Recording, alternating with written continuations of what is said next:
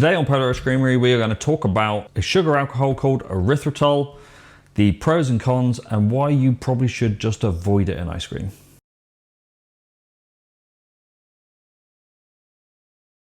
We're going to start by talking about what it is. What is erythritol? Erythritol is a sugar alcohol or a polyol, which is found in a lot of fruit and fermented foods. On an industrial scale, which is how 99% of us will get it, it is generally made by fermenting glucose with yeast. It also only has 0.2 calories per gram, which makes it ultra low calorie.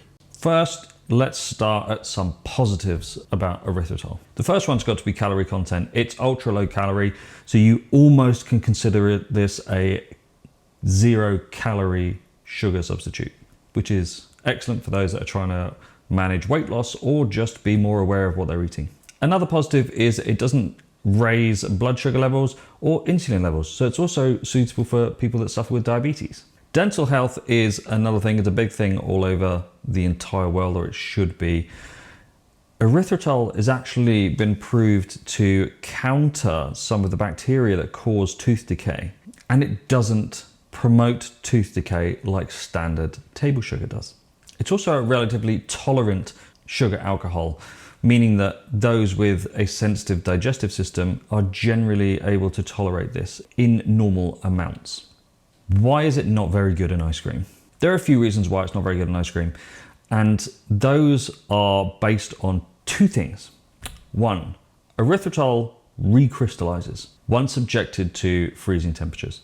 What this means is that you will use it in your ice cream and it will stay lovely and smooth for about 30 minutes. And then after that point, the sugars or the sugar alcohol granules will start to recrystallize, and what you will be left with is a very grainy, unpleasant mouthfeel ice cream, to the point where it's just borderline inedible. The second thing is its freezing point depression, its PAC. It is almost 3 times as strong at depressing the freezing point compared to standard table sugar.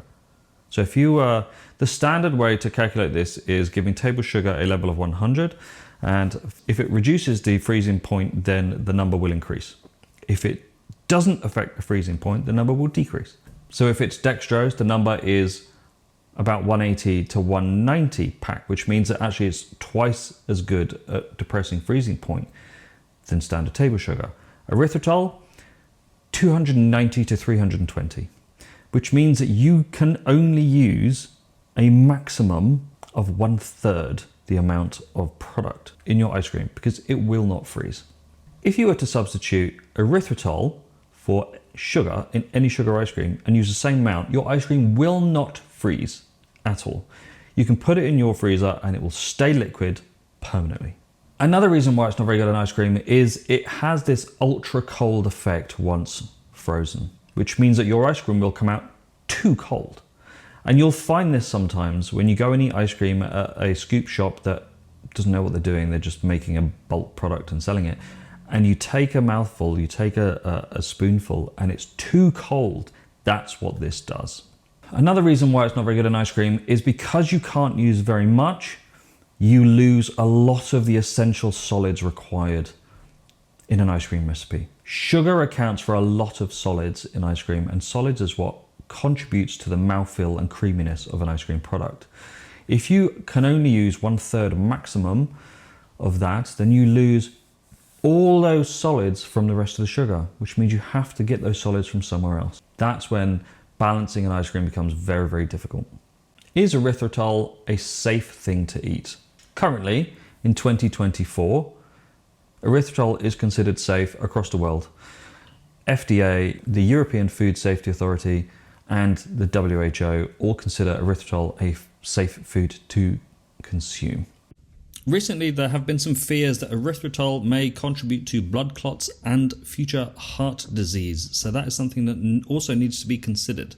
It can have some side effects on your digestive system for various things. So you would need to consume this in moderation, but you would need to do that with sugar anyway. So in conclusion, erythritol has some positives. It's good for your dental health and reducing calorie intake, but for using ice cream, you really do have to be careful. You have to be careful that you don't use too much, and it doesn't affect the texture of the product that you're trying to make. I get why social media influencers want to use this to reduce the calorie content of their ice cream, but they also don't understand what they're doing. Ice cream is a science to create something that not only tastes good, but has longevity too. There's nothing worse than going through the effort of making an amazing ice cream that only lasts 5 minutes because you put it in a freezer and it turns into junk. Then you have to throw it away. Then it defeats the point of using your sugar alcohol or your 0-calorie sweetener. So if you're watching this because you like making ice cream, there are other alternatives to using erythritol. I would leave this for your coffee or tea or other baked goods. If you're watching this because you're just interested in erythritol and you're not that interested in ice cream, it's great for things like that. You can reduce your sugar consumption without having that many negative effects. Anyway, a nice simple video on erythritol, a sugar alcohol, how it's great for some things and terrible for others. Thanks very much for watching. See you on the next video.